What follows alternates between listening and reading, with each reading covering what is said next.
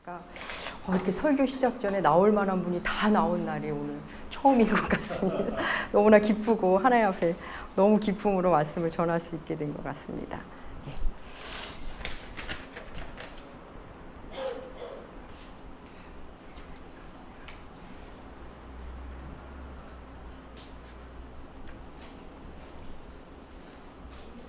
사람마다 중요하게 여기는 것이 각기 다릅니다.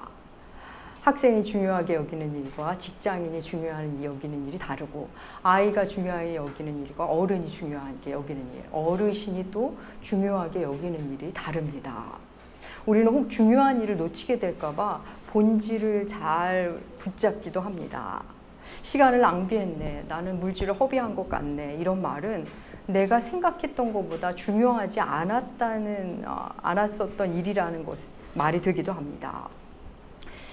2년 전인가요? 저는 그 영화를 보지는 못했는데 곡성이라는 영화에 아주 앳된 그 연기자가 멋이 중한디 이런 대사를 해서 유행한 적이 있습니다.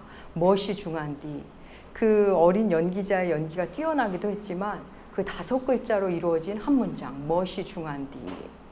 이 말이 그동안 무엇이 중한지를 놓치고 살았던 우리 사회가 함께 읊조리고 싶었던 말이 아닌가 싶을 정도로 다들 이렇게 유행했던 시기가 있었습니다. 사랑하는 여러분, 여러분은 무엇이 중요하십니까? 오늘 본문에는 겉사람과 속사람이라는 말이 나옵니다. 겉은 보이고 속은 안 보인다는 암묵적 특징을 우리는 다 알고 있습니다. 겉은 밖으로 드러나는 부분이고 안은 겉을 들춰내든가 안을 들여다봐야만 알 수 있는 그런 특징이 있습니다. 되게 겉모습은 속모습의 반영이기도 하지만 겉과 속이 아주 무관한 듯한 아주 다른, 감쪽같이 다른 것들도 있습니다. 사도 바울은 오늘 본문에 앞서 보배를 가진 질그릇에 대한 이야기를 하고 있습니다. 보배를 담은 질그릇, 질그릇인데 그 안에 보배가 있다는 겁니다. 그 본문 먼저 한번 읽도록 하겠습니다. 고린도후서 4장 7절, 주보에도 실어 놓았는데 함께 읽겠습니다. 우리가 이 보배를 질그릇에 가졌으니 이는 심히 큰 능력은 하나님께 있고 우리에게 있지 아니함을 알게 하려 함이라. 예. 질그릇 안에 들어있는 보배, 보배를 담고 있는 질그릇. 여러분 이 그림을, 이 이미지를 잘 상상하시면 좋을 것 같습니다. 여러분 질그릇은 흙으로 만든 토기입니다. 당시의 질그릇은 가장 흔한 그릇이었습니다. 가장 흔하게 아무 데서나 볼 수 있는, 그래서 오히려 사람의 눈을 끌지 못하는 그릇이었습니다. 그런데 그 안에 지금 보화가 담겨 있다는 겁니다. 여러분 그릇은 무언가를 담는 용기를 말합니다. 무엇을 담고 있느냐에 따라 그릇을 대하는 우리의 자세가 달라집니다. 쌀을 담고 있으면 쌀통이 되고, 개밥을 담고 있으면 개밥 그릇이 되고, 쓰레기를 담고 있으면 쓰레기통이라고 우리가 부릅니다. 말씀드린 대로 질그릇은 가장 당시 흔한 흙으로 만든 토기였습니다. 언제든지 깨질 수 있는 그릇, 깨지면 그냥 버려지게 되는 그릇입니다. 동으로 만들거나 금이나 은으로 만든 것은 조금 깨지거나 상하면 다시 녹여서 다른 그릇으로, 다른 것으로 만들 수 있었지만 이 토기로 만든 질그릇은 금이 가거나 깨지면 그냥 버려지게 됩니다. 아무짝에 쓸데가 없습니다.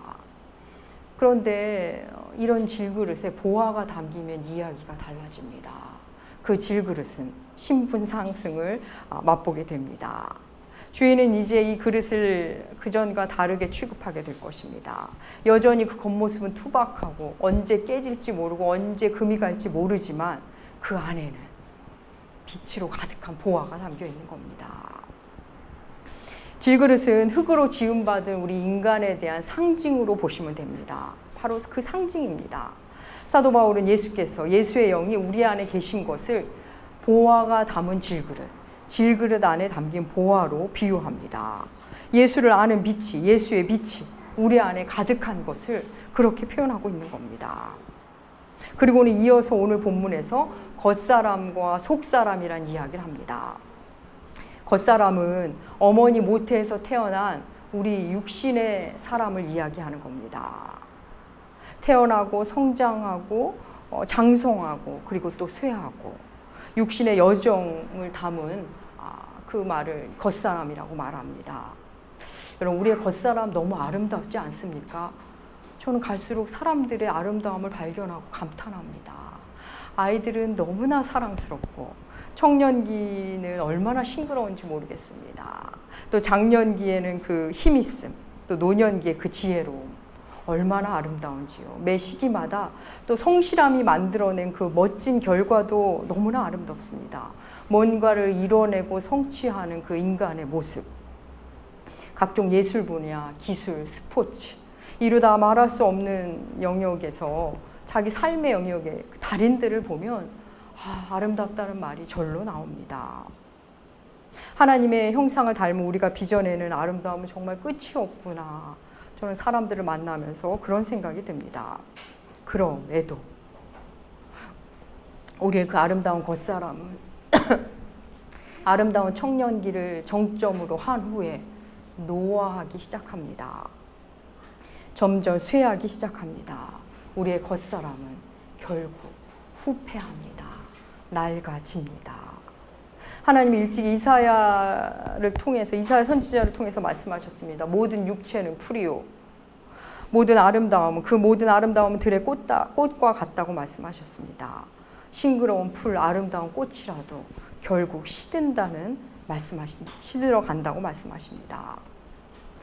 여러분, 겉사람은 노화가 시작되면서 죽음을 향하기 시작합니다. 우리는 이 겉사람에게 참 많은 공을 들이며 삽니다. 외모, 재능, 실력, 겉사람을 가꾸고 세워갑니다. 아주 자연스럽고 좋은 일입니다. 그런 과정 속에서 우리는 계속 이 겉사람의 한계를 만납니다.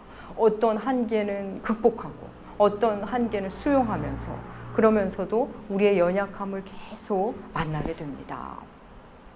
여러분, 한번 생각해 볼까요? 우리의 겉사람 며칠만 굶어도, 조금만 아파도 우리 겉사람의 인격이 바닥을 드러냅니다. 비이성적으로 변하고 온갖 짜증을 다 내고 불평하고 불만하며 그냥 이기적인 그냥 동물의 모습과 크게 다르지 않습니다. 사람으로서의 품격을 잃고 그냥 무너지기가 일쑤입니다. 그러다 보니 겉사람에만 치중하여 산 사람들은 그런 한계 앞에서 인생은 정말 안개 같구나, 모든 수고는 물거품이라구나 라는 결론을 갖기에 이릅니다. 나의 모든 수고로 겉사람을 꾸며봤지만 내 안에 있는 이 동물적인 해결되지 않는 그 무엇, 그래서 삶이 더덥게 느껴지곤 합니다. 또한 쇠해지는 육체의 쇠함을 느끼면서 세월의 흐름을 막을 수 없음에 한탄하기 시작합니다. 해체되는 듯한 육신의 변화 앞에 당혹스럽기까지 합니다. 그래서 겉사람의 아름다움이 영원해지길 바라며 이런저런 노력을 막 합니다. 물론 그 겉사람의 낡아짐이 조금 늦춰지기도 합니다. 하지만 그래도 겉사람은 결국 쇠합니다. 그렇다면 속사람은 또 어떤 부분일까요? 어떤 모양일까요? 속사람은 예수를 구주로 믿은 후 성령으로 거듭난 사람을 말합니다. 이 속사람은 겉사람과, 지금 말씀드린 겉사람과는 매우 다른 특성을 가집니다. 속사람은 일단 노하지를 않습니다. 겉사람의 연약함을 심지어 뛰어넘기도 합니다. 하나님은 우리의 속사람의 성장에 매우 관심을 많이 가지십니다. 그래서 우리 속사람이 성장하도록 직접 관여하시기도 합니다. 그래서 속사람은 노화하기는커녕 더 새로워집니다. 날로 새롭습니다. 겉사람을 구약에서는 외모라는 말로 표현하곤 했습니다. 하나님이 다윗을 택하시고 그에게 사무엘을 보내서 기름 부으게 하시던 그날, 사무엘이 다윗의 형 엘리압의 그 출중함을 봅니다. 그 모습에 감탄하고 이 사람이 정말 하나님이 기름 부으신 사람이구나 라고 생각했을 때 하나님은 이런 말씀을 그에게 주십니다. 사무엘상 16장 7절 후반절, 우리 함께 읽겠습니다. 내가 보는 것은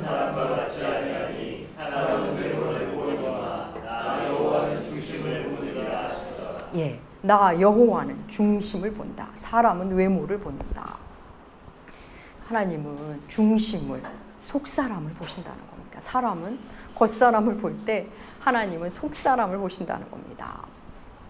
하나님께서는 두루두루 그 겉사람이 출중한 엘리압을 택하지 않으시고 다윗을 택하십니다. 하나님 우리의 속사람을 보시는 분이십니다. 우리가 주의 은혜를 알고 복음을 더 깊이 만나기 시작하면 하나님이 중요하게 여기시는 것을 나도 중요하게 여기기 시작합니다. 하나님의 시선으로 나를 보고 세상을 보고 이웃을 보기 시작합니다. 여러분, 우리는 겉사람과 속사람의 구분을 단순하게 영과 육, 성과 속 이렇게 구분하는 우를 범해서는 안 됩니다. 왜냐하면 우리 속사람의 성장은 겉사람에게도 영향을 미치기 때문입니다. 또 겉사람과 속사람은 굉장히 유연하게 결합하고 또 어떤 때는 냉정하게 서로를 압도하며 영향을 주기 때문입니다. 실제 우리 교회 안에서 벌써 우리가 4주년을 지나면서 속사람이 힘이 써지자 겉사람이 아름다워지는 분들을 제가 실제로 목격합니다. 겉사람의 유약함이 겉사람의 유약함을 속사람이 세워주고 달래면서 함께 가는 겁니다. 그리스도인이 이 땅에 사는 동안 속사람과 겉사람이 서로 영향을 주고받으며 이 땅의 삶을 살게 됩니다. 겉사람이 삶의 전부인 사람들도 많습니다. 그런 사람은 육신의 낡아짐 앞에 속절없이 무너집니다. 상황이 무너지면 그냥 존재가 무너집니다. 질그릇에 금이 가면 이제 모든 것이 끝나는 것으로 느껴집니다. 이에 비해 속사람으로 사는 사람들은 겉사람을 압도하기 시작합니다. 겉사람의 위기, 곤경, 고난, 그것을 속사람이 능히 감당해냅니다. 그래서 겉사람의 상황이 힘겨운데 놀랍게도 속사람이 그것을 감당하고 담담하게 갈 수 있기 시작합니다.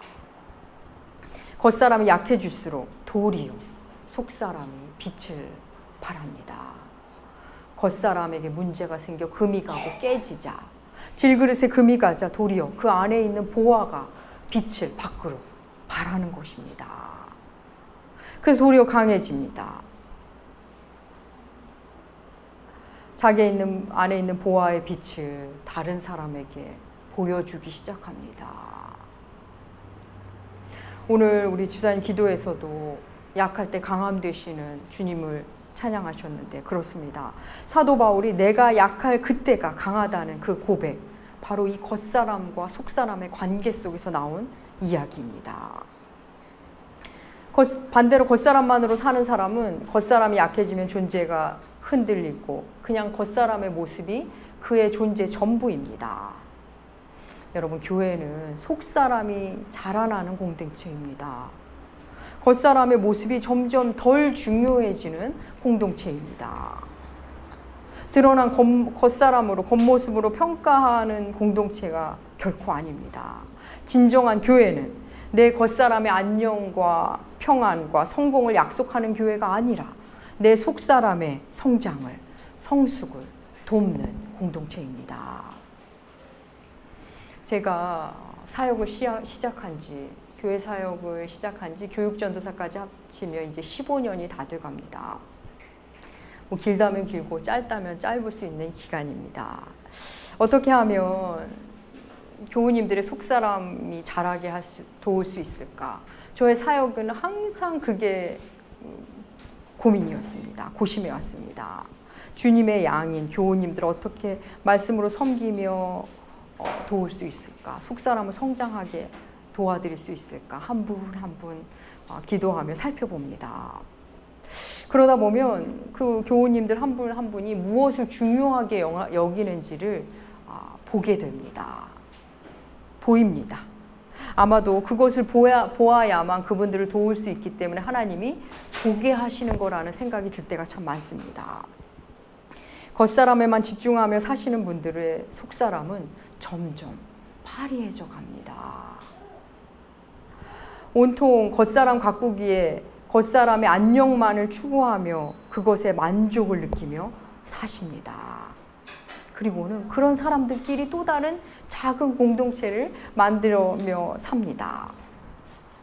뭐 보통 때는 그 공동체가 마냥 즐겁고 별일 없는 것 같습니다. 그러다가 누군가에게 힘겨운 일이 생기면 그 실체가 드러납니다. 겉사람만으로 뭉친 그들은 서로 손잡아줄 힘이 없는 겁니다. 누군가에게 고난이 생기면 돕기는커녕 혹시 무슨 죄가 있나 보다 하며 수군거립니다. 어이없는 평가가 난무합니다. 그래서 결국 힘겨운 당사자, 그는 견디지 못하고 교회를 쉽게 옮기거나 심지어는 신앙을 버리기까지 하는 분들이 있습니다. 겉사람만으로 교회에 몸담고 있는 분들이 이제 가장 교회가 필요한 그때에 교회를 떠나는 것입니다. 참으로 가슴 아픈 일입니다. 속사람이 파리하고 힘이 없으니까 새로운 교회에 힘있게 정착할 힘도 없습니다. 자녀들도 마찬가지입니다. 자신이 그러하니 자녀도 겉사람을 추구하며 사는 일에 자꾸 독려합니다. 금그릇, 은그릇처럼 보이는 것이 그 가정에서는 제일 중요합니다. 사실 우리는 질그릇이라는 것, 그것에 눈뜨는 일에 너무나 많은 고난 속에서 눈뜨게 됩니다. 오늘 본문에서 겉사람과 속사람 이야기를 하는 그 도입 부분에서 그 이야기를 꺼낸 이유 중에 하나는 낙심하지 말아라 라는 이 메시지 안에 들어 있습니다. 바로 지금 낙심하게 되는 현실 때문입니다. 우리가 낙심하지 말아야 되는 이유, 낙심되지 않는 이유, 이 이유를 말하고 있는 겁니다. 고린도후서 4장에는 이 낙심에 대한 말, 낙심이란 단어가 3차례나 나옵니다. 이 편지를 받는 회중이 지금 낙심 직전입니다. 이제 막 낙심과 포기에 발을 내디디려고 하는 지점인 것입니다. 그럼 그들에게 낙심하지 말아야 할 이유, 낙심할 수 없는 이유를 말하고 있습니다. 우리는 질그릇이지만 보배를 담은 질그릇이라는 것. 우리는 겉사람은 낡아지지만 우리의 속사람은 날로 새롭다는 것을 말하고 있습니다. 물론 여기서의 낙심은 복음적 삶을 살다가 만나게 되는 낙심 맞습니다. 예수님을 위해 살다가 겪는 낙심을 말하는 거 맞습니다. 그럼에도 우리 삶에 찾아오는 모든 낙심이라고 봐도 크게 어긋난다고 보지는 않습니다. 왜냐하면 우리도 삶을 살다 보면 분명히 내가 잘못해서 오는 낙심인 경우가 있습니다. 이거는 예수님 때문에 겪는 게 아니라 나의 실수와 나의 미성 속으로 겪게 되는 낙심이 있습니다. 하지만 그 낙심되는 상황 앞에서 어떻게 하면 하나님의 방법으로 내가 이걸 해결할 수 있을까? 예수님이 원하는 것이 무엇인가를 생각한다면 이미 주님을 위한 자리에 가 있다고, 주님을 위해 주님 안에서의 극복을 원하는 것이라고 보기 때문에 복음적 삶을 살다 만나는 낙심이라고 봐도 무방합니다. 물론 그럼에도 그리스도인이라면 내가 지금 예수님을 위해 고난받는 게 있기는 한 것인가, 내가 예수님을 위해 뭔가 희생하는 게 있기는 한가 돌아보는 것은 너무나 좋습니다. 우리가 낙심하지 않는 이유, 포기하지 않는 이유, 우리가 다시 일어설 수 있는 이유는 결국 속사람, 예수와 함께 그 삶을 살고 있는 속사람에 있다고 오늘 성경 우리에게 말합니다. 사도 바울이 이어 우리에게 이렇게 말합니다. 우리 18절 함께 읽겠습니다. 우리가 주목하는 것은 잠깐이요 영원함이라. 여러분, 보이는 실체를 가진 모든 것은 낡아진다는 거 아십니까? 뭔가 형체를 가진 것들, 그거 물건, 물체, 건물, 뭔가 공간을 차지하는 것들은 시간 속에서, 세월 속에서 반드시 부식되고 소멸되고 쇠퇴합니다. 생명체도 그러합니다. 생명체도 늙고 낡아갑니다. 이에 비해 보이지 않는 것은 그렇지 않습니다. 여러분 추억이 여러분 늙던가요? 그리움은 나날이 새로울 수 있습니다. 저절로 보이는 것과는 달리 보이지 않는 것은 그 특성이 매우 다릅니다. 추억과 그리움이 도리어 생생해질 때도 있습니다. 물론 그것도 상기하는 그 존재가 사라지면 물론 그 그리움도 사라집니다. 보이지 않는 것의 영원함, 지금 볼 수 없는 예수 그리스도, 성령님은 우리가 볼 수 없는 이유 중에 하나입니다. 우리 주님의 영은 우리가 볼 수 없습니다. 그래서 그분은 낡아질 수가 없는 분입니다. 이미. 사랑하는 여러분, 예수님을 모르는 사람들도 보이는 것보다 보이지 않는 것의 가치를 알아가는 사람들이 있습니다.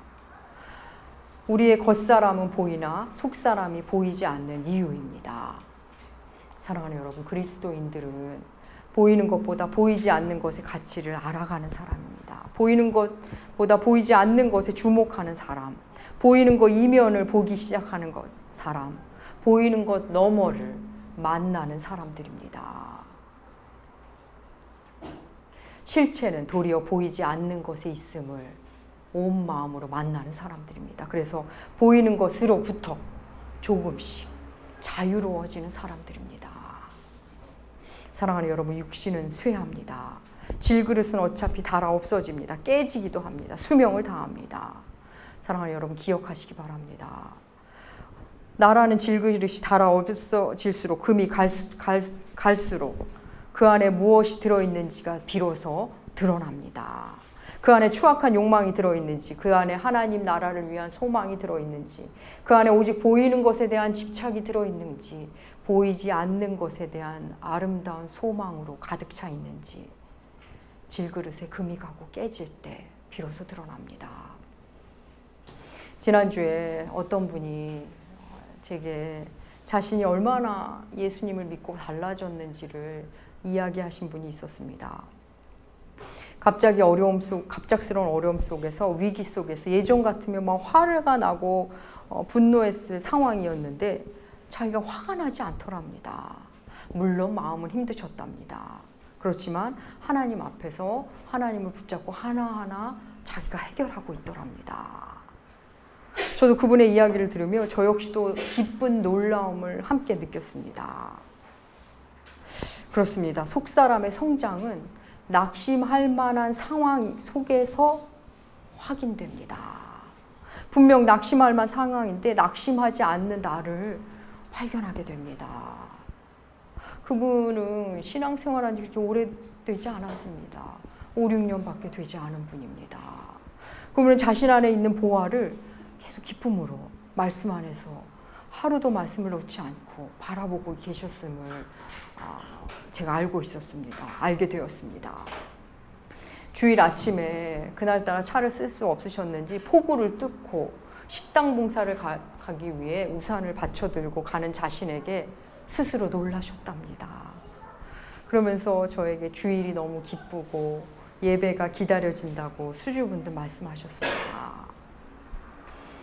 그렇습니다. 새로워지고 있는 속사람은 예수를 만나고 은혜를 계속 만나면 만날수록 나날이 새로워지고 겉사람을 놀래킵니다. 그러면서 겉사람이 처한 상황을 담담히 받아들임으로 통혼을 유지하게 하는 힘이 거기서 나옵니다. 여러분, 그렇게 해야 한다가 아니라 그렇게 하고 있는 나를, 그렇게 되어지는 나를 발견하는 것입니다. 사랑하는 여러분, 여러분은 지금 무엇이 중요하십니까? 무엇이 귀중하고 무엇이 소중하십니까?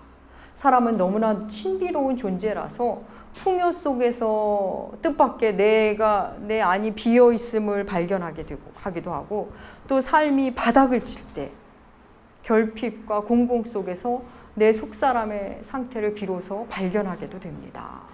도대체 내 삶에 무엇이 중요한지 그때서야 생각하게 되기도 합니다. 한 사람이 무엇을 중요하게 여기는지는 그가 무엇을 선택하는지를 보면 압니다. 내가 무엇을 중요하게 여기는지 나를 관찰하고 싶다면 내 시간과 내 물질을 어디에 쓰느냐를 보면 압니다. 사랑하는 여러분, 우리의 겉사람은 이 순간조차도 쉬지 않고 낡아지고 있습니다. 우리의 겉사람, 어느 누구도 예외 없이 모든 인류가 그 길을 갔습니다. 겉사람에게 하루를 살았다는 것은 하루의 크기만큼 낡아지고 있다는 것이고 하루만큼 죽음과 가까워지고 있다는 것입니다. 하지만 우리의 속사람은 날로 새롭습니다. 그 새로움은 그침이 없습니다. 끝이 없습니다. 왜냐하면 우리를 향한 주님의 사랑이 끝이 없고 날마다 새롭기 때문입니다.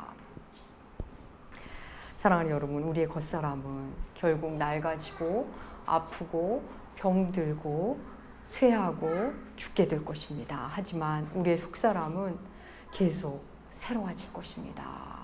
여러분의 속사람이 부디 강건해지셔서 여러분의 겉사람을 압도하셔서 질그릇 같은 겉사람이 깨어질수록 그 안에 보화가 드러나는 여러분의 삶, 여러분의 존재. 그래서 주님이 주시는 자유와 평안을 누리시는 아름다운 질그릇의 삶을 사시길 축복합니다. 기도하겠습니다. 하나님 아버지, 주의 사랑이 날로 귀하고 놀랍습니다. 우리 속사람이 주의 사랑 안에서 강건해짐을 조금씩 만나갑니다. 주님, 우리로 겉사람에 매여 사는 인생이 아니라 속사람으로 날로 새로운 인생, 매일 새롭게 주님을 발견하고 만나는 그런 인생 되게 하여 주시옵소서. 감사드리며 존귀하신 예수님의 이름으로 기도합니다. 아멘.